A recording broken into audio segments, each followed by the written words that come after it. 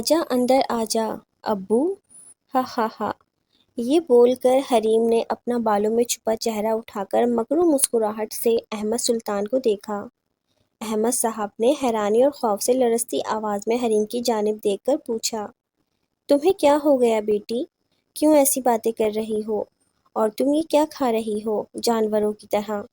حریم نے اپنا چہرہ اوپر اٹھایا اور مکرو مسکراہٹ کے ساتھ اپنی بھاری آواز میں آہستہ سے بولی، بیٹی نہیں بیٹا ابو، ہا ہا ہا، اور بلند آواز سے کہکہ لگانا شروع کر دیے۔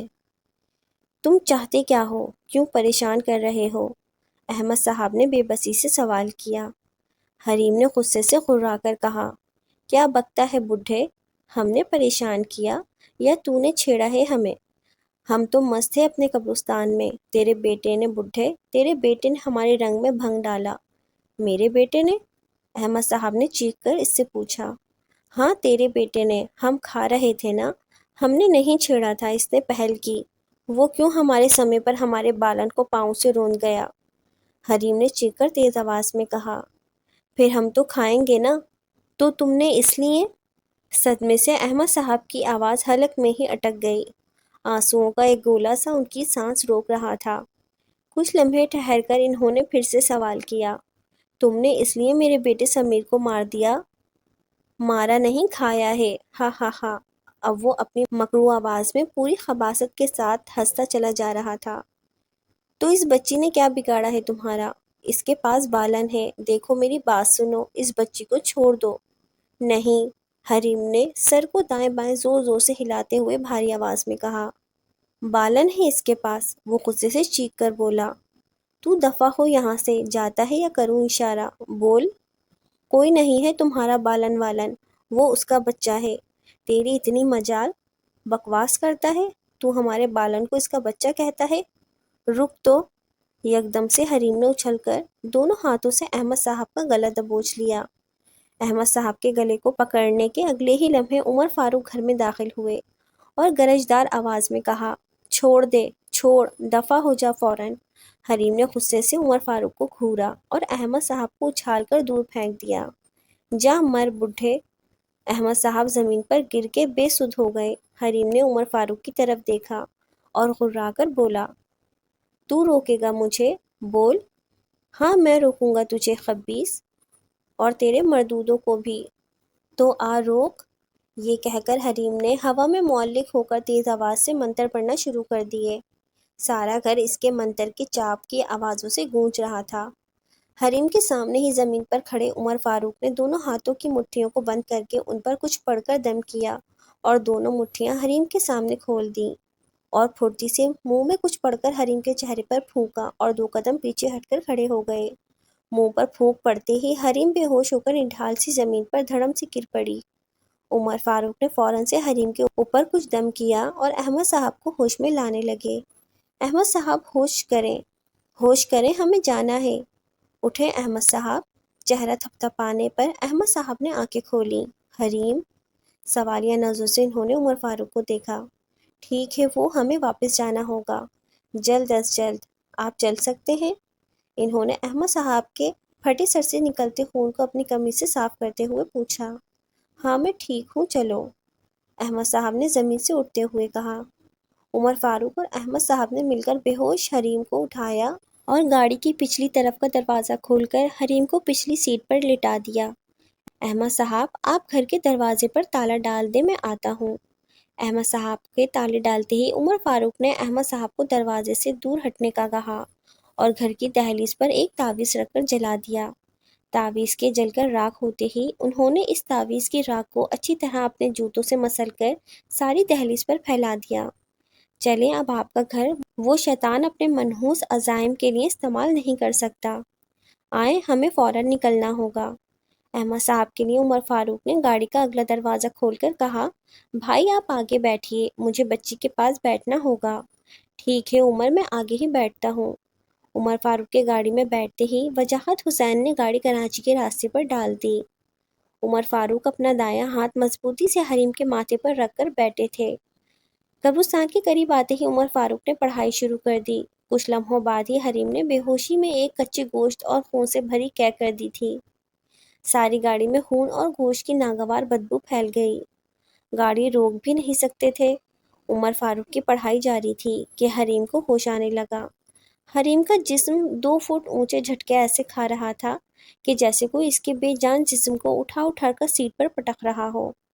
عمر فاروق نے اور زیادہ سختی سے حریم کے ماتھے کو دبا کر کچھ پڑھا اور دوسرے ہاتھ سے اس کے بال مٹھی میں جکڑ لیے۔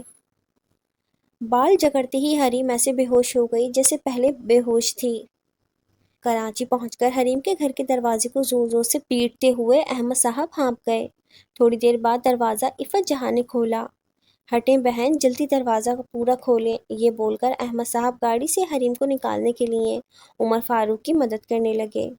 ان لوگوں کو بے ہوش حریم کو لے کر آتے دیکھ کر عفت جہاں اور شگفتہ بیگم پریشان ہو گئیں۔ عمر فاروق نے احمد صاحب سے پوچھا، کون سا کمرہ ہے جس کے بستر کا سرہانہ خانہ کعبہ کے رخ پر ہے؟ جی سامنے وہ کمرہ ہے ایسا جواب عفت جہاں نے دیا۔ عمر فاروق اور احمد سلطان نے حریم کو بستر پر لٹا دیا اور عمر فاروق نے عفت جہاں سے کہا، آپ مجھے کالا دھاگا اور تھوڑا عرق گلاب دیں۔ جی میں لاتی ہوں۔ عفت جہاں یہ چیزیں لینے چلی گئیں۔ شگفتہ بیگم نے فکر مندی سے احمد صاحب کی زخمی سر کی جانب دیکھ کر پوچھا، یہ کیا ہوا احمد؟ اسی خبیث کا کام ہے۔ کہاں سے ملی آپ کو حریم؟ ہمارے گھر میں تھی۔ وہ خبیث اس کو گھیرے ہوئے تھا۔ وہاں کیسے پہنچی؟ وہاں کیا کر رہی تھی؟ وہی لے گیا تھا۔ وہاں بیٹھی کچا گوشت کھا رہی تھی۔ اس کے ہاتھ دیکھو، سارا خون جمع ہوا ہے، ایسا لگتا ہے کسی مردے کے ہاتھ ہیں۔ کیا حالت کر دی بچی کی کچھ ہی دنوں میں، احمد صاحب نے دکھ سے شگفتہ سے کہا۔ عفت جہاں کے کمرے میں داخل ہوتے ہی دونوں خاموش ہو گئے۔ عفت جہاں نے عرق گلاب اور کالا دھاگا عمر فاروق کو دے دیا۔ عمر فاروق نے ان کا شکریہ ادا کیا۔ جزاک اللہ۔ اب آپ سب لوگ مل کر اس بچی کے ہاتھ اور پاؤں مضبوطی سے پکڑ لیں۔ کوئی بھی آواز یا حرکت ہو، آپ اسے نہیں چھوڑیے گا۔ مجھے اس کو باندھنا ہے۔ عفت جہاں نے پریشانی سے ان کو دیکھ کر بھررائی آواز میں کہا، آپ کیوں باندھیں گے؟ یہ کوئی جانور ہے؟ جی بہن، یہ اس وقت جنگلی جانور سے بھی بدتر ہے۔ مجھے کرنے دیں، میں جو کر رہا ہوں۔ اس بچی کی مدد کریں، یہ بہت تکلیف میں ہے۔ آئیں جلدی کریں۔ وجاہت حسین اور احمد صاحب نے حریم کے پاؤں مضبوطی سے پکڑ لیے۔ پھر عفت جہاں نے اور شگفتہ بیگم نے حریم کے دونوں ہاتھوں کو پکڑ لیا۔ جب تک انہوں نے حریم کو پکڑا، عمر فاروق نے 7 کالے دھاگے گن کر نکال لیے اور ان کے حریم کو پکڑتے ہی پڑھائی شروع کر دی۔ تھوڑی دیر پڑھتے ہی پہلا دھاگا انہوں نے حریم کے گلے میں ڈال دیا۔ گلے میں دھاگا پڑتے ہی حریم کا جسم گرم ہونا شروع ہو گیا۔ عمر فاروق صاحب نے حریم کے ماتھے پر ہاتھ رکھ کر پھونک ماری اور پھر دوسرا دھاگا بھی حریم کے گلے میں ڈال دیا۔ ہر دھاگے کے گلے میں ڈالنے پر حریم کا جسم گرم سے گرم تر ہوتا جا رہا تھا۔ چھٹا دھاگا گلے میں پڑنے پر حریم کے جسم سے دھواں نکلنے لگا، کالا سیاہ بدبودار دھواں۔ وجاہت حسین، احمد صاحب، شگفتہ بیگم اور عفت جہاں کے ہاتھ اب اس تپش سے جلنا شروع ہو گئے تھے۔ حریم کا جسم اس قدر گرم ہو رہا تھا جیسے بھٹی میں رکھی ہوئی کوئی لوہے کی چیز۔ سارے کمرے میں اچانک بہت سی عورتوں کے رونے کی آوازیں سنائی دینے لگیں، جیسے بہت سی عورتیں کسی مردے کے پاس بینڈ ڈال رہی ہوں۔ بینڈ شروع ہوتے ہی حریم کے جسم کو جھٹکے لگنا شروع ہو گئے اور اس کے ہاتھ پیر ٹیڑھے ہونے لگے، جیسے کسی مرگی کے مریض کے ہاتھ پیر ہوتے ہیں۔ عمر فاروق کے 7واں دھاگا حریم کے گلے میں ڈالتے ہی حریم کا جسم ٹھنڈا ہونے لگا اور کچھ ہی دیر میں اس کے جسم کا درجہ حرارت بالکل درست ہو گیا اور حریم اپنی نارمل حالت میں آ چکی تھی، مگر ابھی اس کے ناخن سیاہ ہی تھے۔ عمر فاروق نے عرق گلاب کی شیشی پر کچھ پڑھ کر دم کیا اور حریم کے چہرے پر کچھ عرق گلاب چھڑکا۔ چہرے پر عرق گلاب کے چھینٹے پڑتے ہی حریم نے دونوں آنکھیں پٹ سے کھول دیں۔ چھوڑ دیں، اب یہ بالکل ٹھیک ہے۔ سب نے عمر فاروق کی بات سن کر سکون کی سانس لی۔ شکر ہے اللہ کا۔ حریم نے سب کو دیکھا اور کوشش کر کے اٹھ کر بیٹھنے لگی۔ رکو بیٹا، میں بٹھا دیتی ہوں۔ نہیں امی، میں بیٹھ جاؤں گی۔ عفت جہاں نے چونک کر حریم کی جانب دیکھا۔ کیا کہا بیٹا؟ کچھ نہیں امی، بس یہی کہا کہ میں بیٹھ جاؤں گی۔ یا اللہ، تیرا شکر ہے، میری حریم ٹھیک ہو گئی۔ امی سائم کہاں ہے؟ میں تو ان کے ساتھ حیدرآباد جا رہی تھی، تو میں یہاں کیسے آ گئی؟ بیٹا تم راستے میں بے ہوش ہو گئی تھی تو سائم تمہیں میرے پاس چھوڑ کر حیدرآباد چلا گیا۔ اوہ اچھا امی، یہ لوگ کون ہیں؟ بیٹا یہ سائم کے چچا چچی ہیں، مگر میں نے تو کبھی نہیں دیکھا ان کو۔ بیٹا یہ یہاں نہیں ہوتے، حیدرآباد میں ہوتے ہیں۔ امی ٹائم کیا ہو رہا ہے؟ بیٹا رات کے 8 بج رہے ہیں۔ اوہ اچھا، امی مجھے بہت نیند آ رہی ہے، میں سو جاؤں؟ ہاں بیٹا تم آرام کرو، ہم باہر ہیں۔ سب لوگ حریم کے کمرے سے باہر آ کر لاؤنج میں بیٹھ گئے۔ عمر فاروق نے باہر آ کر ان سے اجازت چاہی۔ بہن اب بچی ٹھیک ہے، میں نے باندھ دیا ہے تعویذ، وہ اس کو نہیں لے جا سکتے اور نہ ہی قریب آ سکتے ہیں۔ بس یہ دھاگا جو پہنایا ہے گلے میں نہیں اترے، اور یہ ارکے گلاب بھی پانی کے ساتھ پلاتے رہیے گا۔ اب اجازت دیں۔ بہت مہربانی بھائی صاحب آپ کی۔ نہیں بہن نہیں، ایسے نہیں کہیں، وہ بھی میری بیٹی ہے۔ اچھا احمد بھائی، اللہ حافظ۔ بہت شکریہ عمر، اللہ حافظ۔ وجاہت حسین نے عمر فاروق کو گلی کے کونے پر اتارا اور وہ اپنے گھر روانہ ہو گئے۔ عمر فاروق نے دروازے پر دستک دی مگر کوئی نہیں آیا۔ کافی دیر زور زور سے دروازہ پیٹنے پر بھی کسی نے دروازہ نہیں کھولا۔ پھر بجانے پر یکدم سے خود ہی کھل گیا دروازہ۔ عمر فاروق یہ سوچ کر حیران تھے کہ دروازہ کھولنے کی آواز تو کوئی نہیں آئی، تو کیا دروازہ کھلا ہوا تھا؟ اگر کھلا ہوا تھا تو کھل کیوں نہیں رہا تھا؟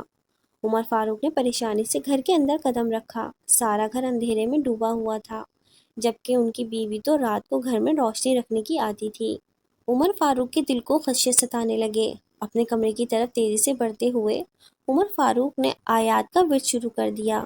ان کے کانوں میں اب چپڑ چپڑ چبانے کی آوازیں آ رہی تھیں۔ جیسے ہی وہ کمرے کے سامنے پہنچے، انہوں نے غصے سے کہا، کون ہے؟ کون ہے اندر؟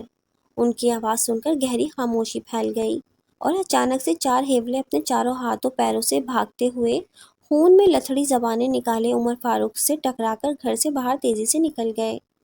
عمر فاروق لڑکھڑاتے ہوئے پیچھے ہوئے، دیکھا تو وہاں کوئی نہیں تھا۔ وہ تیزی سے کمرے میں داخل ہوئے تو اندر کا دلخراش منظر ان کے لیے ناقابل برداشت تھا۔ اسما اپنی پھٹی ہوئی منتظر آنکھوں سمیت دروازے کی جانب مردہ حالت میں آدھی کھائی لاش کی صورت میں پڑی تھی۔ ساری زمین تازہ خون میں ڈوبی ہوئی تھی اور کمرے سے بہت ہی غلیظ تعفن اٹھ رہا تھا۔ عمر صاحب اپنی بیوی کو اس حالت میں دیکھ کر صدمے سے وہیں زمین پر بیٹھ گئے اور بے بسی سے تو رونے لگے۔ یا اللہ! صبح احمد صاحب نے وجاہت حسین کو فون کیا۔ ہاں ہیلو وجاہت، گھر پہنچ گئے تھے؟ ہاں پہنچ گیا تھا۔ احمد ایک مسئلہ ہو گیا ہے۔ کیا ہوا، خیریت ہے؟ عمر کی بیوی کو کل رات وہ مار کر کھا گئے۔ کیا بول رہے ہو وجاہت؟ وہی بول رہا ہوں جو ہوا ہے۔ ظہر میں اس کی بیوی کی نماز جنازہ ہے، اگر آنا چاہو تو آ جانا۔ ہاں میں آؤں گا، بہت افسوس ہوا یار مجھے سن کر، وہ خبیث وہاں بھی چلے گئے۔ ہاں عمر نے تمہاری مدد کی، اس بچی کو ان سے بچایا، بدلہ تو لینا ہی تھا انہوں نے۔ چلو بعد میں بات کرتا ہوں۔ اور سنو، عمر نے کہا ہے کہ تمہیں بتا دوں کہ اب وہ کچھ نہیں کر سکتا، یہ اس کے علم سے باہر کی بات ہے۔ مگر یار پھر میں کیا کروں گا؟ عفت بہن کیا کریں گی؟ ابھی تو ان کے بیٹے کا بھی کچھ نہیں پتا۔ تم پریشان نہیں ہو، اس نے کہا ہے کہ میں تم سے بولوں کہ عبداللہ شاہ قاضی کے مزار سے تمہارا بلاوا آیا ہے۔ کیا مطلب، میرا بلاوا؟ میں سمجھا نہیں۔ احمد صاحب نے ناسمجھی سے کہا، مطلب میرے بھائی تمہیں مزار پر بلایا ہے مرشد نے۔ مرشد نے بلایا ہے؟ کس کے مرشد نے؟ یار احمد بات کو سمجھو، عمر کے مرشد نے تمہیں بلایا ہے۔ مگر میں ان کو ڈھونڈوں گا کہاں؟ تم فکر مت کرو، بس تم فوراً پہنچو۔ اچھا میں ابھی جاتا ہوں۔ یہ کہہ کر احمد صاحب نے فون بند کر دیا۔ احمد صاحب نے شگفتہ بیگم اور عفت جہاں کو بتایا کہ عمر کی اہلیہ کو مار دیا ہے اس خبیث اور اس کے ساتھیوں نے۔ یا اللہ، یہ کیوں ایسا کرتے پھر رہے ہیں، کوئی تو ان کو روکے۔ شگفتہ بیگم دل گرفتی سے بولی، بھائی صاحب، عفت جہاں نے احمد صاحب مخاطب کیا، ایک بات سمجھ نہیں آتی، یہ ہے کیا؟ کوئی آدم خور انسان، کوئی جن، کوئی بھیڑیے یا خون چوسنے والی بلائیں، آخر ہیں کون وہ؟ عفت جہاں نے احمد صاحب سے پوچھا ہی تھا کہ کمرے میں حریم داخل ہوئی اور عفت جہاں کے برابر بیٹھتے ہوئے اپنے دونوں ہاتھ ان کے سامنے کرتے ہوئے بولی، امی یہ دیکھیے میرے ہاتھ کیسے ہو رہے ہیں، عجیب پیلے سے، اور دیکھیے نشان بھی ہیں ہاتھوں پر، شاید کسی کیڑے نے کاٹا ہے۔ حریم نے ہاتھ پر موجود 2 ننھے سوراخ کے نشان دکھا کر کہا، ارے یہ کیسے نشان ہیں؟ عفت جہاں نے تشویش سے بولا۔ شگفتہ بیگم نے دیکھتے ہوئے کہا، کسی کیڑے کا کاٹا ہے، ایسا معلوم ہو رہا ہے۔ احمد صاحب نے جب قریب آ کر دیکھا تو وہ کسی کیڑے کے کاٹنے کے نشان نہیں لگتے تھے، ایسا لگ رہا ہے کہ جیسے دو نوکیلے نشان ہوں۔ احمد صاحب یہ دیکھ کر پریشان ہو اٹھے، کیونکہ کل رات ہی تو عمر فاروق نے حریم کو حفاظتی دھاگا پہنایا تھا، تو کیا وہ سب بے اثر ہو رہا ہے؟ اور امی یہ ناخن بھی دیکھیے کیسے کالے ہو رہے ہیں، پتہ نہیں میرے ناخن تو بالکل سفید تھے، گلابی سے۔ حریم نے اپنی پریشانی کا اظہار کیا۔ کوئی بات نہیں بیٹا، ایسا ہو جاتا ہے، ایسی کنڈیشن میں تم پریشان نہیں ہو، ہم تمہاری ڈاکٹر کے پاس جا کر کوئی کیلشیم سپلیمنٹ لے لیں گے تو ٹھیک ہو جائیں گے ناخن، ٹھیک ہے؟ جی امی۔ تمہارے بال کتنے خراب ہو رہے ہیں، لاؤ میں بنا دوں، عفت نے شفقت سے حریم سے کہا۔ جی امی بنا دیں، لاؤ برش دو۔ رکے میں دے دیتی ہوں، شگفتہ بیگم نے کمرے میں موجود سنگھار میز کی جانب بڑھتے ہوئے کہا۔ یہ لیں۔ شکریہ بہن، آؤ بیٹا بیٹھو۔ حریم کے بیٹھتے ہی عفت جہاں نے حریم کے بالوں میں برش کرنا شروع کر دیا۔ بال بہت الجھے ہوئے تھے، اس لیے کافی زیادہ مقدار میں ٹوٹ رہے تھے، مگر جب بال سلجھ گئے تب بھی بال ہر بار برش کرنے پر اس قدر زیادہ مقدار میں ہاتھوں میں آ رہے تھے کہ عفت جہاں خوفزدہ ہونے لگی۔ ذرا سی دیر میں ہی عفت جہاں کے پیروں کے پاس ایک بڑا ڈھیر موجود تھا، حریم کے اترے ہوئے بالوں کا۔ انہوں نے پریشانی سے احمد صاحب کو دیکھا۔ یہ دیکھیے بھائی صاحب، پہلے تو بال صرف ہاتھ لگانے پر اتر رہے تھے، اب یہ دیکھیے ایسا لگ رہا ہے جیسے کوئی اس کے بال نوچ رہا ہو۔ احمد صاحب نے یہ سب دیکھا اور شگفتہ بیگم اور عفت جہاں سے کہا، آپ دونوں اپنا اور حریم کا خیال رکھیے گا، مجھے کہیں جانا ہوگا فوراً۔ کہاں جانا ہے احمد؟ ضروری کام ہے، شگفتہ حریم کا اور بہن کا خیال رکھنا، میں تھوڑی دیر میں آتا ہوں۔ یہ کہہ کر احمد صاحب گھر سے باہر عبداللہ شاہ قاضی کے مزار پر جانے کے لیے گھر سے روانہ ہو گئے۔ ادھر گھر میں موجود دونوں خواتین خوفزدہ نظروں سے حریم کو دیکھ رہی تھیں، جس کے سر پر اب 2 مٹھی بال ہی رہ گئے تھے، تمام کمر تک کے بال زمین پر ٹوٹے ہوئے پڑے تھے، اور حریم پریشانی سے رو رہی تھی۔ عفت جہاں نے حریم دلاسا دے کر بہلایا، دیکھو ایسی حالت میں کبھی ایسا بھی ہوتا ہے، تم رو نہیں، چپ ہو جاؤ۔ امی میرے سارے بال اتر گئے، میں تقریباً گنجی ہو گئی ہوں، سائم کتنا پریشان ہوں گے مجھے ایسے دیکھ کر۔ تم سائم کی فکر مت کرو، میں اس سے بات کر لوں گی، چلو ان بالوں کو میں سمیٹ کر رکھ دوں ذرا۔ رکھیں گی؟ کیوں امی؟ پھینک دیں انہیں۔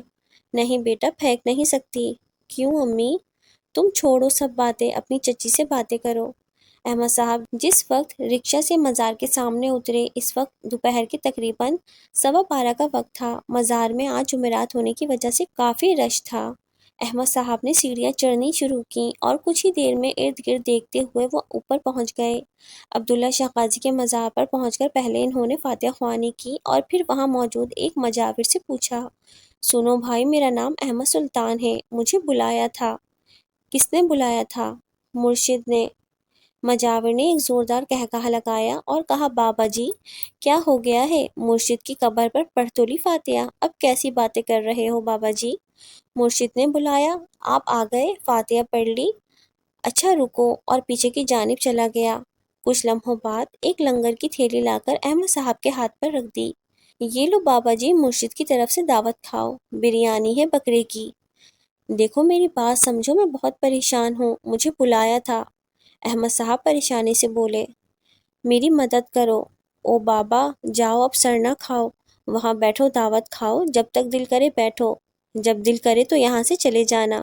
احمد صاحب ناکامی سے سیڑھیاں اترنے لگے اور کچھ سیڑھیاں اتر کر ہمت ہار کر بیٹھ گئے اور بے بسی سے اللہ تعالیٰ کو مخاطب کرتے ہوئے بولے، اے میرے اللہ میری مدد کر، تو سب جانتا ہے، میرا ضمیر چلا گیا، میں نے کوئی بے صبری نہیں کی، کوئی شکایت نہیں کی، اے اللہ میرا بچہ تو چلا گیا، میں جانتا ہوں تو چاہتا ہے میں اس بچی اور اس کی آنے والی اولاد کی مدد کروں، تبھی تو میں آج یہاں بیٹھا ہوں، مجھے بلایا تھا مرشد نے، اب کوئی پتہ نہیں، کوئی نشان نہیں مل رہا، کہاں جاؤں، کس سے پوچھوں، تو ہی کوئی راستہ دکھا دے میرے رب، ان خبیثوں سے جان چھڑوانے کا۔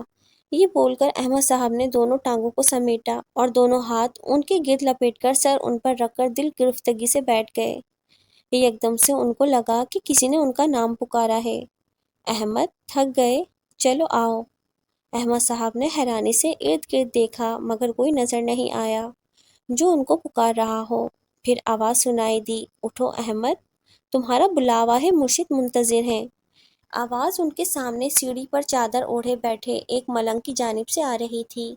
احمد صاحب نے اس کی طرف دیکھا تو اس نے مسکرا کر کہا، چلو احمد جلدی کرو، مرشد کو انتظار کروانا اچھی بات نہیں، آؤ ساتھ چلو۔ یہ بول کر وہ ملنگ سیڑھیاں اترنے لگا اور مزار کے احاطے سے منسلک ایک پھول والے کے ٹھیے پر پہنچ کر رک گیا۔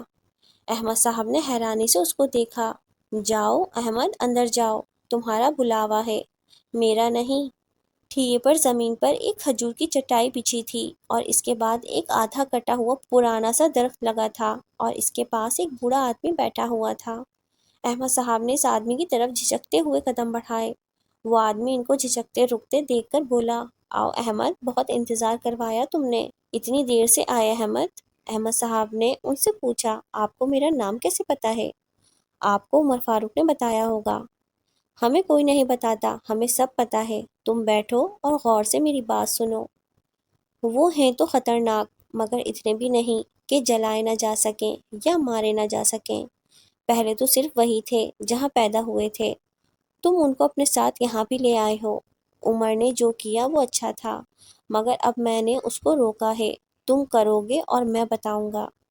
تم سے بری تو ٹھیک، ورنہ پھر میں آؤں گا۔ بہتر ہے کہ پہلے تم کوشش کرو، کیونکہ احمد تمہاری غلطی سے وہ چھڑ گئے ہیں۔ رہا سوال اس بچی کا، اس کا بچہ تو خطرے میں ہے، اس پر انہوں نے اپنے دانت گاڑے ہوئے ہیں، اس میں ان کے خون کی ملاوٹ کی ہے، انہوں نے اس رات قبرستان میں۔ سائم زندہ ہے، ڈھونڈنا تمہیں ہوگا، لاؤ گے بھی تم ہی۔ مگر مرشد صاحب، میں تو کوئی علم نہیں جانتا، میں تو بس دینیات کا پروفیسر تھا۔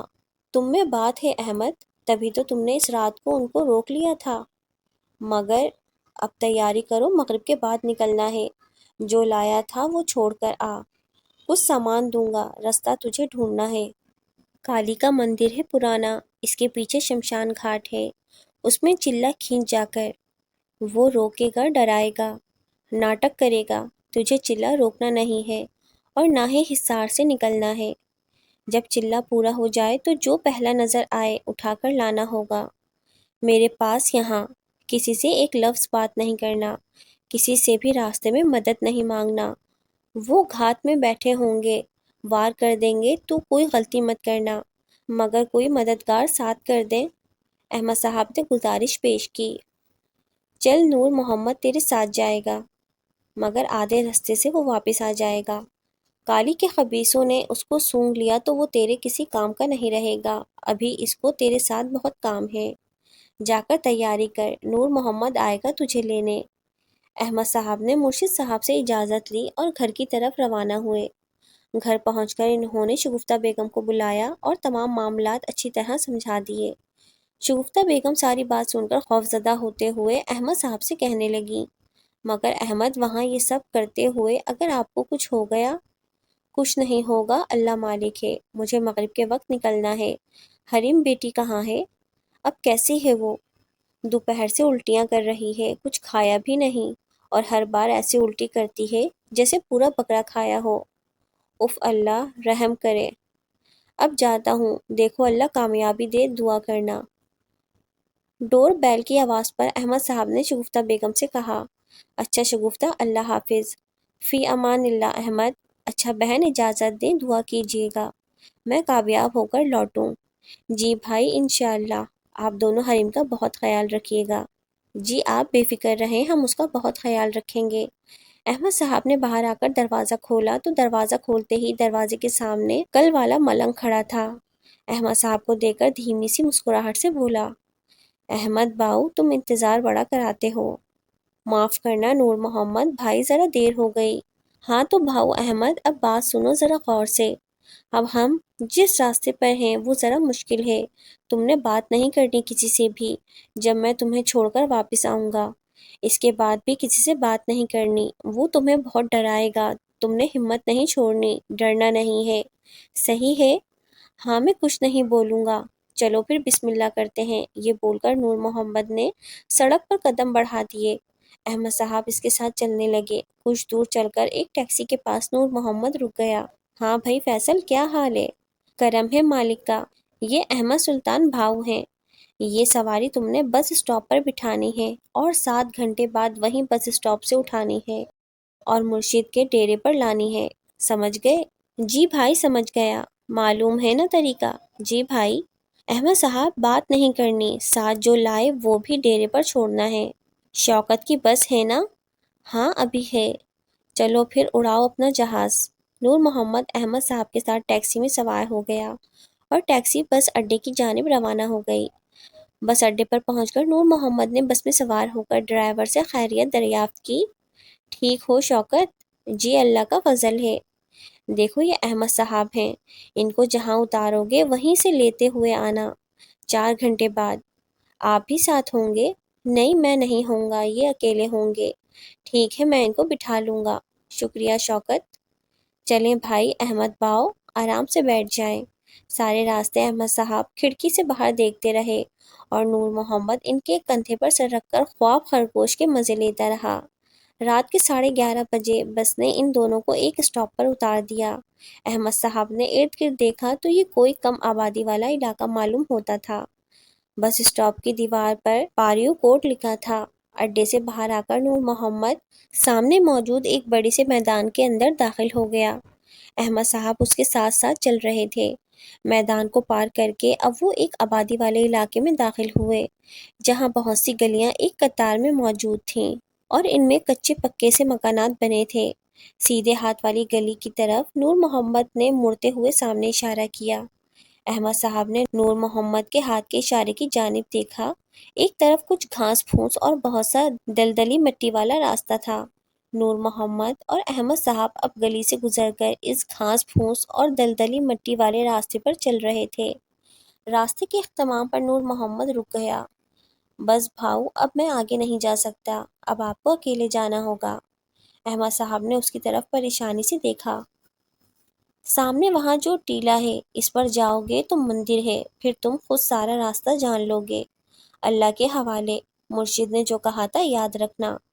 پھر نور محمد نے واپس مڑ کر واپسی کا سفر اختیار کیا اور احمد صاحب کچھ لمحے سوچ کر سامنے اس ٹیلے کی طرف چلنے لگے۔ ٹیلے پر چڑھ کر سامنے 3-4 قدم چلنے پر پرانے سے ایک مندر کی کھنڈرات تھے۔ آدھا مندر اپنی خستہ حالی کی وجہ سے زمین بوس ہو چکا تھا اور آدھا حصہ اندھیرے اور عجیب سی پر اسرار خاموشی میں ڈوبا ہوا تھا۔ احمد صاحب نے ہمت کر کے مندر کے اندر قدم بڑھائے۔ مندر میں عجیب و غریب پتلے دیوار میں بنائے تھے۔ سامنے ہی ایک 8 ہاتھوں والی عورت کا مجسمہ ٹانگے موڑے کھڑا تھا جس کی زبان سرخ رنگ میں رنگی تھی اور وہ کالے رنگ کی عورت کا مجسمہ اپنی پھٹی آنکھیں کھولے سامنے دیکھ رہا تھا۔ احمد صاحب نے اس مجسمے کی طرف چلنا شروع کیا۔ اچانک سے سارے کھنڈر میں سمیر کی آواز گونجنے لگی، ابو آپ آ گئے ابو۔ سامنے ہی سمیر کھڑا تھا۔ ایک لمحے کے لیے تو احمد صاحب کو گمان ہوا کہ وہ سمیر ہی ہے، مگر پھر مرشد صاحب کی بات احمد صاحب کے ذہن میں آئی، ابو مجھے گھر لے چلیں۔ اب سمیر رونے لگا تھا۔ ابو ابو، سمیر کے ساتھ بہت سی عورتیں بھی رونے لگی تھیں۔ احمد صاحب نے ساری آوازوں کو انسنا کر کے قدم آگے کی جانب بڑھا دیے۔ مورتی کے پیچھے ایک راستہ تھا جو سیڑھیوں پر مشتمل تھا اور نیچے زمین میں کسی کمرے کی طرف جا رہا تھا۔ احمد صاحب نے سیڑھی سے اترنا شروع کیا اور نیچے ایک شمشان گھاٹ میں پہنچ گئے۔ بہت سی ہڈیاں اور خستہ لکڑیاں وہاں بکھری پڑی تھیں۔ احمد صاحب چلہ کاٹنے کے لیے کوئی قدرے صاف جگہ ڈھونڈتے ہوئے آگے بڑھے تو ایسا لگا کہ ان کے پاؤں کو کسی نے پکڑ لیا ہو۔ احمد صاحب نے ہمت سے نیچے زمین کی طرف دیکھا تو ایک ہاتھ نے ان کا پاؤں پکڑ رکھا تھا۔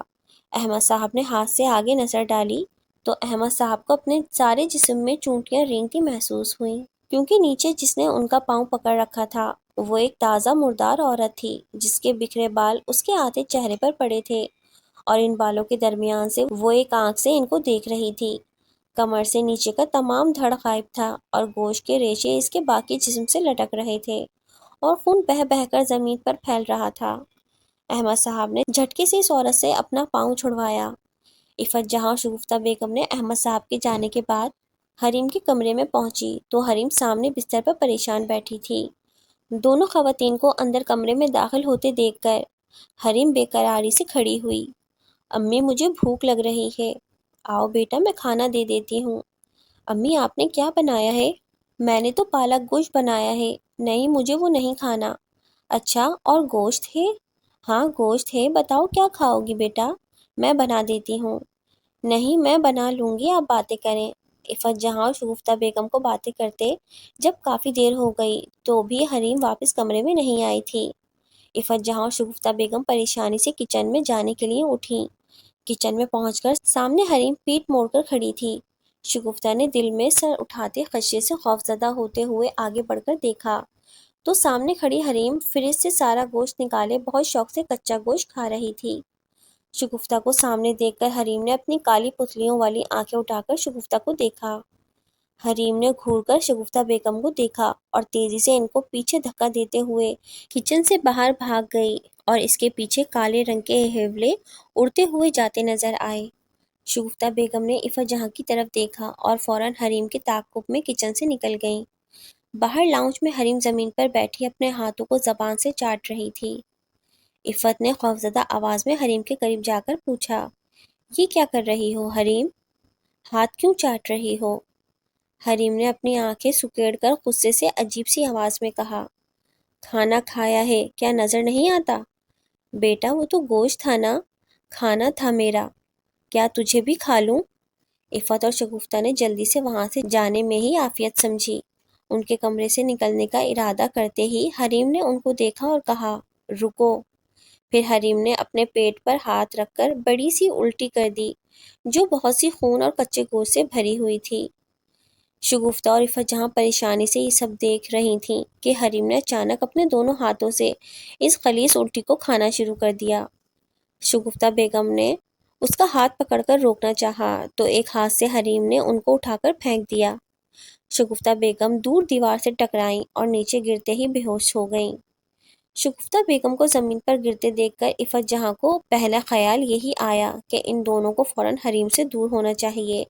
پھر کچھ لمحوں بعد عفت جہاں خوفزدہ ہوتے ہوئے شگفتہ بیگم کو گھسیٹتے ہوئے لاؤنج سے باہر لے کر چلی گئیں۔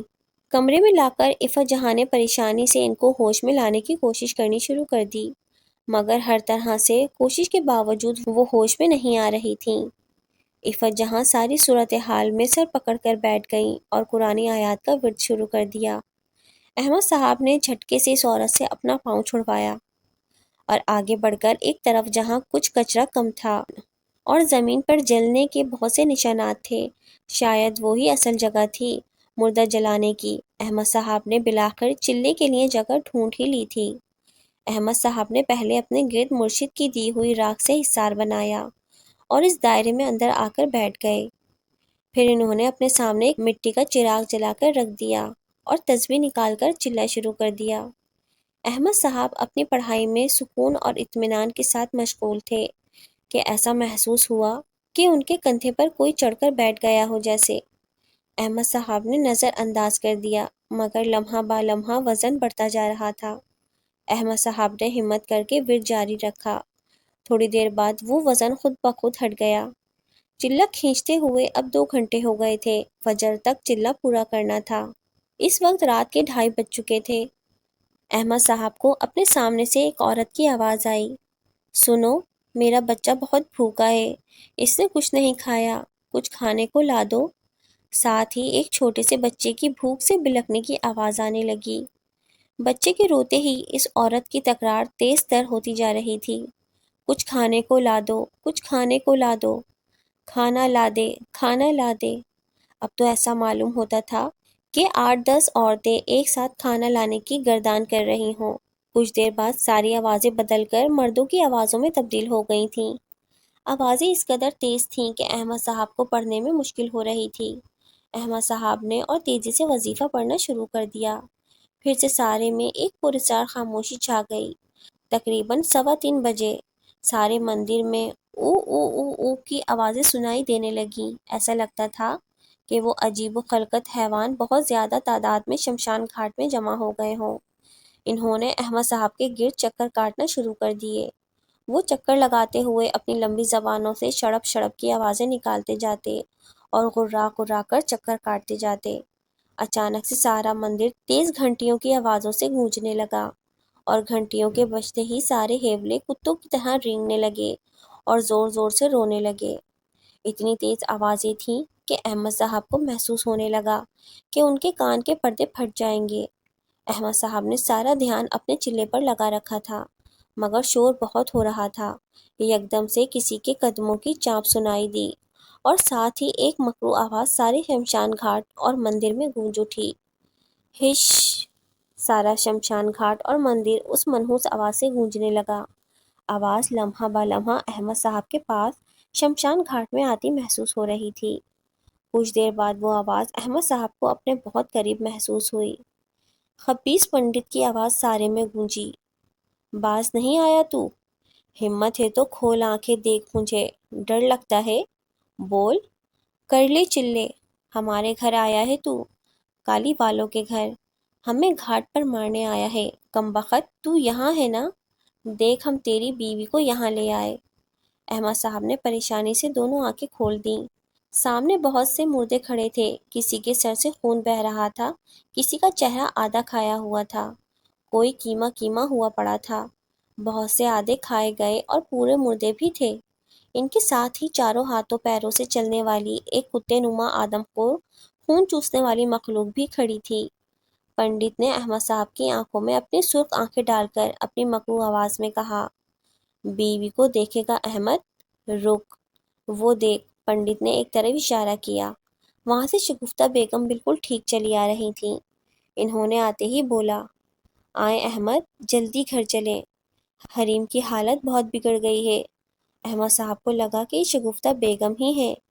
انہوں نے چلہ روکنے کا فیصلہ کیا اور اس سے پہلے کہ وہ حصار سے نکلتے، انہوں نے چراغ کی جانب دیکھا اور چراغ کے بالکل سامنے ہی شگفتہ بیگم بغیر پاؤں کے کھڑی تھیں۔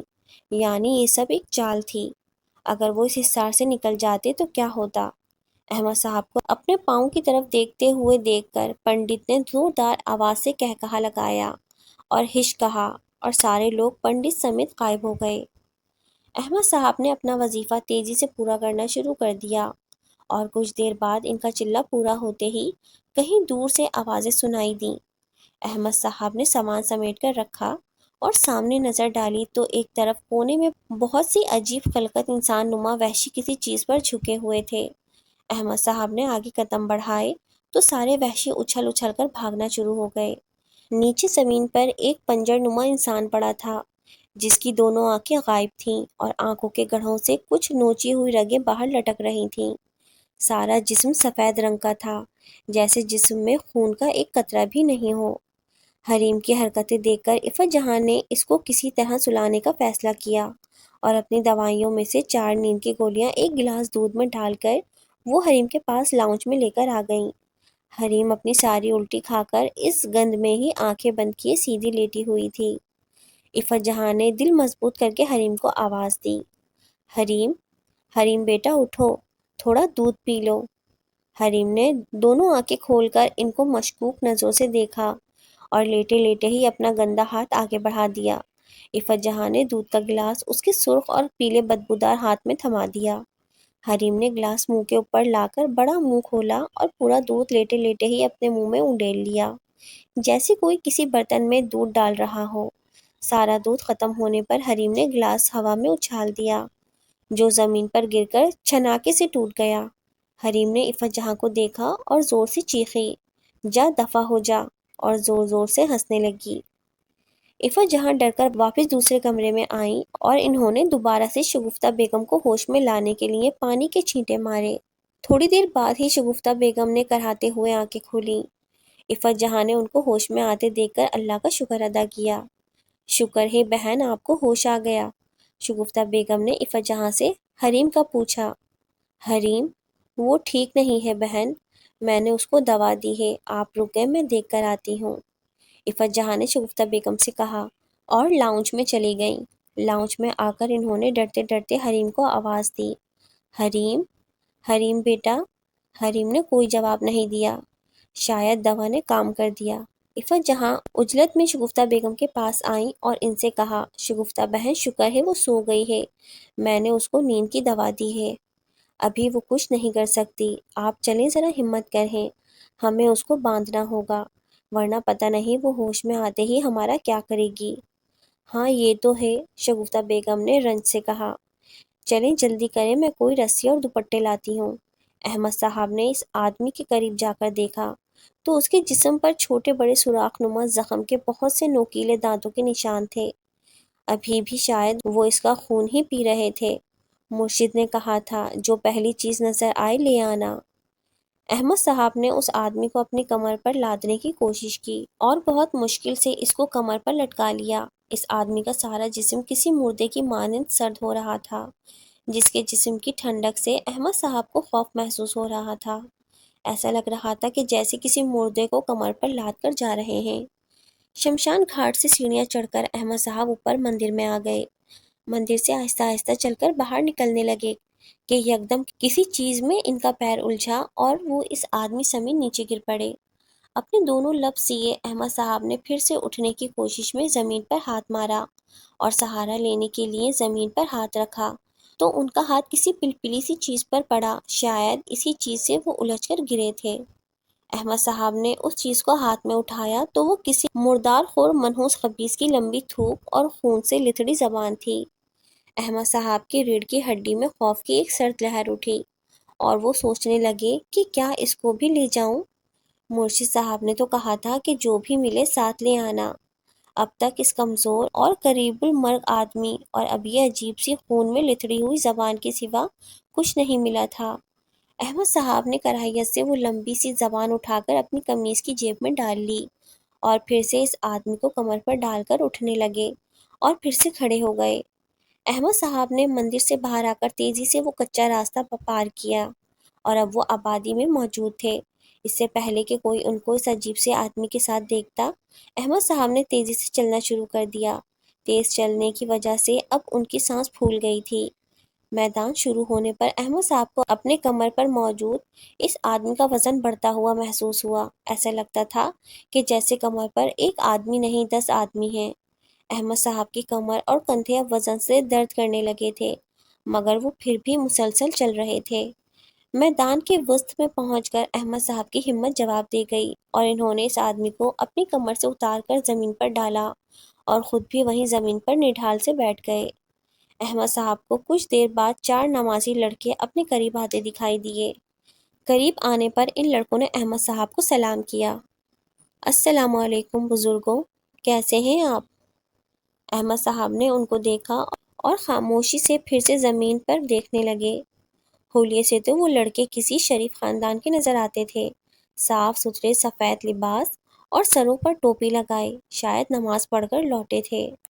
اچھا بزرگوں، ہم جاتے ہیں، یہ پانی تو پی لو، بزرگوں تھکے ہوئے لگ رہے ہو۔ اچھا رب رکھا، سلام کا جواب تو دے دو۔ احمد صاحب نے ان لوگوں کی طرف دیکھا اور خاموش رہے۔ اچھا بزرگوں، یہ پانی پی لیں۔ ان لڑکوں میں سے ایک جو تھوڑا سمجھدار دکھائی دیتا تھا، اس نے ہمدردی سے احمد صاحب کو پانی کی بوتل زمین سے اٹھا کر کھول کر دی۔ احمد صاحب نے کچھ لمحے سوچ کر پانی پینے کے لیے بوتل کو منہ سے لگا لیا اور آدھی بوتل پانی پی لیا۔ احمد صاحب نے بوتل بند کر کے ان لڑکوں کی جانب تشکر کی نظر سے دیکھا اور بوتل ان کو دے دی۔ اسی سمجھدار لڑکے نے بوتل ان کے ہاتھ سے لی اور پراسرار سی مکرو مسکراہٹ سے مسکرا کر بولا، آ گیا نا جھانسے میں احمد؟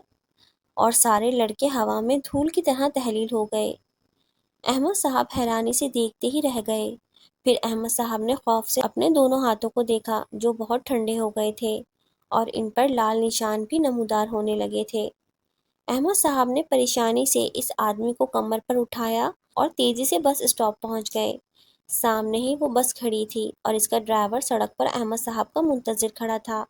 اس نے لپک کر احمد صاحب کو سہارا دیا اور احمد صاحب کو بس میں سوار کرایا، پھر تیزی سے بس چلا دی۔ تیز رفتاری سے گاڑی چلا کر شوکت نے احمد صاحب کو 2 گھنٹے میں ہی کراچی پہنچا دیا۔ بس اڈے پر بس روکتے ہی شوکت نے احمد صاحب کو رکنے کا کہا اور بس سے اتر گیا۔ کچھ ہی دیر بعد شوکت کے ساتھ فیصل بس میں داخل ہوا اور اس آدمی کو ایک چادر پر ڈال کر چادر کو ہاتھوں میں اٹھا لیا اور شوکت اور فیصل نے اس آدمی کو ٹیکسی کی پچھلی سیٹ پر ڈالا اور احمد صاحب کے لیے ٹیکسی کا اگلا دروازہ کھول دیا۔ احمد صاحب کی ٹیکسی میں بیٹھتے ہی فیصل نے ٹیکسی چلا دی اور خاموشی سے سفر گزرنے لگا۔ 20 منٹ بعد ٹیکسی مرشد کے آستانے پر پہنچ گئی۔ گاڑی رکتے ہی نور محمد باہر آیا اور اس نے فیصل کو کہا، میرے ساتھ اس کو اندر لے چلو، اور وہ دونوں اس آدمی کو اٹھا کر مرشد کے پاس لے گئے۔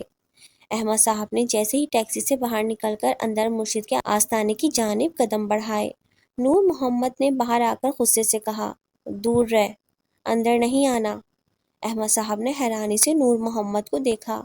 تبھی پیچھے سے مرشد نے آ کر جلال سے کہا، پلید ہے تو، ان کی غلاظت پی کر آیا ہے، نجس کر دیا تجھے، کہا تھا نا ہوشیار رہنا۔